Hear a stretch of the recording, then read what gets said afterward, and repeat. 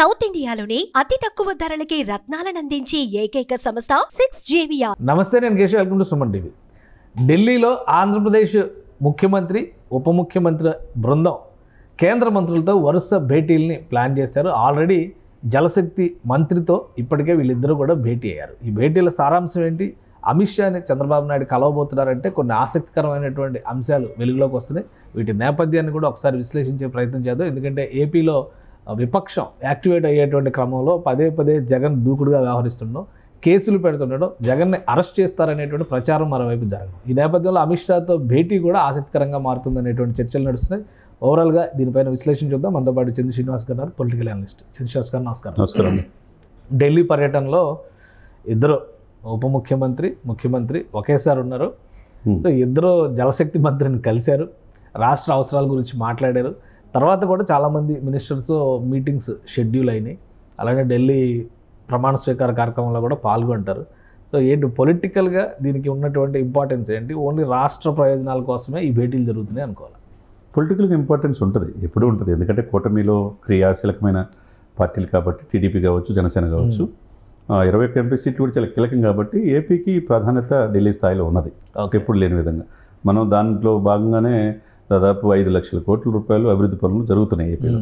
ఇకపోతే ఇప్పుడే వచ్చిన సమాచారం ప్రకారం దాదాపు 1559.9 కోట్లు వరద ప్రాంతాల్లో ఇవ్వటం, దాంట్లో 608.8 కోట్లు ఏపీ కేటాయించడం, అది కూడా ఒక శుభసూచకంగా చూడాలి. అంటే రాష్ట్రానికి ఇబ్బందులు ఉన్నప్పుడు మేము చేయాలనే తలంపు కేంద్రానికి స్పష్టంగా కనిపిస్తుంది. అదే సమయంలో ఈరోజు రామలీల మైదానంలో రేఖా గుప్తా ప్రమాణ స్వీకారోత్సవానికి ఢిల్లీ సీఎంకి ఇన్వైట్ చేయటం, ఢిల్లీ పెద్దలు ఇద్దరు కలిసి వెళ్ళటం. వీళ్ళందరూ విడివిడిగా వెళ్ళారు కానీ 8 మాసాల్లో ఇప్పుడు కలిసి మంత్రులను కలవటం, ఇప్పుడు జలవనరుల శాఖ పాటిల్ గారితో పవన్ కళ్యాణ్ గారు, చంద్రబాబు గారు కలవటం, ఆ తర్వాత 1 గంటకి అమిత్ షా గారు కూడా కలవటం జరుగుతుంది. వీళ్ళ ఇరువురు కలయిక ఇంతకుముందు జరగల, కలిసి వెళ్ళటం.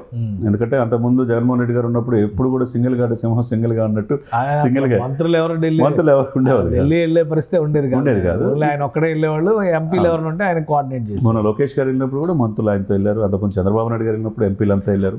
వాళ్ళు వెళ్ళటం కాదు, ఇండివిజువల్ గా మంత్రులు వెళ్తున్నారు. ఆయా శాఖలు ఒక ఆసక్తికరమైన అంశం అంటే వర్క్ డిస్ట్రిబ్యూషన్ అండి. వర్క్ డిస్ట్రిబ్యూషన్ ఇచ్చినప్పుడు అంటే ఆయా శాఖల సమయం కేంద్రంతో రాష్ట్రంతో చేసుకున్నప్పుడు మంత్రులు వెళ్తే త్వరితగతిన ఫైల్ క్లియర్ అవుతాయి.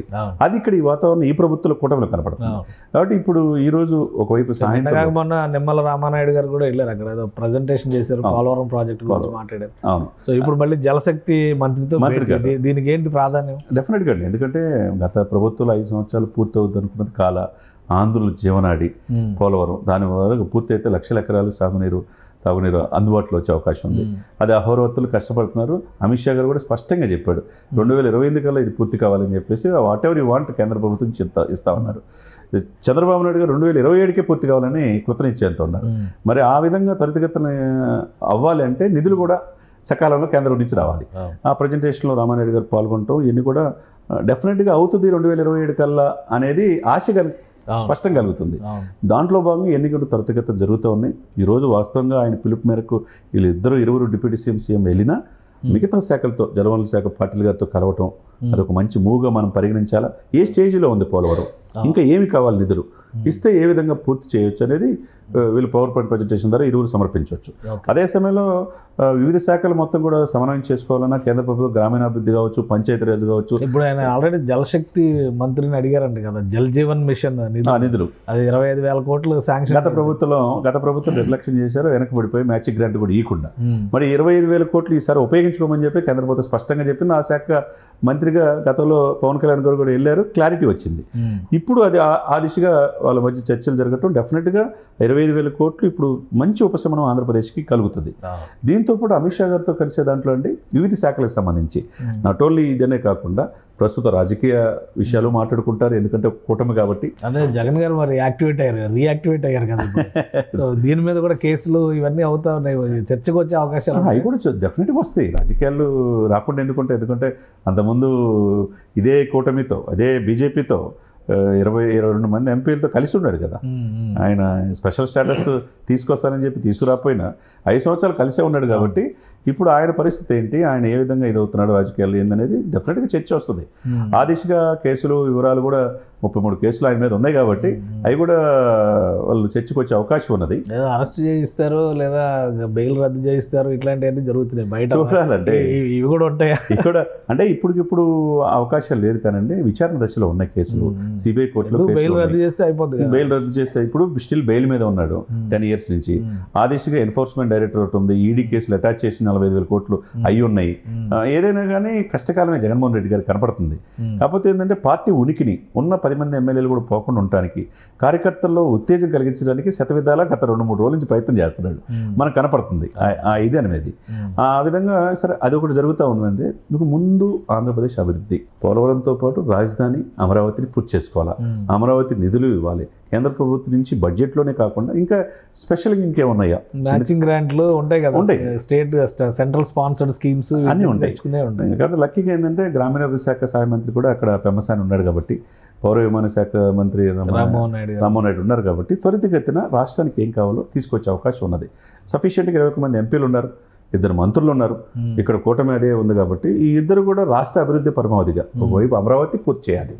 బీజేపీ మంత్రితో కలిపి ముగ్గురు మంత్రులు ఉన్నారు కాబట్టి డెఫినెట్గా ఇరువురు ఒకవైపు ఆశ కలిగింది, మనం విశాఖ స్టీల్ని ఉపశమనం కలిగింది, తర్వాత రైల్వే జోన్ వస్తున్న ఇది కూడా కలిగే ఈ సందర్భంలో ఈ మల్టిపుల్గా ఏదైతే రాష్ట్రానికి కావాలో కేంద్ర ప్రభుత్వం ఇస్తే రాష్ట్రం మ్యాచింగ్ గ్రాంట్తో కలిపి ఈ జల్ జీవన్ మిషన్ కనుక వర్కౌట్ అయిందనుకోండి, దానివల్ల ఎంప్లాయ్మెంట్ కూడా పెరిగే అవకాశం ఉన్నది, వాళ్ళకి ఉపాధి అవకాశాలు మెరుగవుతాయి కదండి. దానివల్ల మంచి ఆలోచనే. దాని తర్వాత ప్రభుత్వం అనేక ప్రపోజల్స్ సెంట్రల్కి పెడుతుంది. ఆ విధంగా అమిత్ షా గారు అంటే ఇక కీలకమైన శాఖలతో కూడా సమన్వయం చేసుకుంటా మొత్తం కూడా నిధులు వచ్చే అవకాశం ఈ పర్యటన ద్వారా ఈ 100% ఫ్రూట్ఫుల్ అయ్యే అవకాశం స్పష్టంగా. థ్యాంక్ యూ చంద్రశ్రీనివాస్ గారు. ఇది ఢిల్లీ పర్యటనలో అటు రాజకీయ కార్యకలాపాలు, ఇటు రాష్ట్ర అభివృద్ధికి సంబంధించినటువంటి అంశాలు రెండు ముడిపడి ఉంటాయి. జలశక్తి మంత్రి ద్వారా ఇప్పుడు జల్ జీవన్ మిషన్ని రీయాక్టివేట్ చేయడం పోలవరంకి సంబంధించినటువంటి ప్రధానమైన ఎజెండా. ఎందుకంటే పోలవరం కాలువల విస్తరణ పైన ఏపీ సర్కార్ ఫోకస్ పెట్టింది. వీటికి అదనపు నిధుల గురించి కూడా చర్చలు జరిగేటువంటి అవకాశాలు ఉన్నాయనేది సమాచారం. ఇక అమిత్ షాతో జరిగే భేటీలో మాత్రం రాజకీయ అంశాలకి ఖచ్చితంగా ప్రాధాన్యం ఉంటుందని చంద్రశ్రీనివాస్ గారు విశ్లేషిస్తున్నారు. ఇది special discussion. Keep watching. Suman టీవీలో మీ పర్సనల్ అండ్ బిజినెస్ ప్రమోషన్స్ కోసం కింది నెంబర్కి కాంటాక్ట్ చేయండి.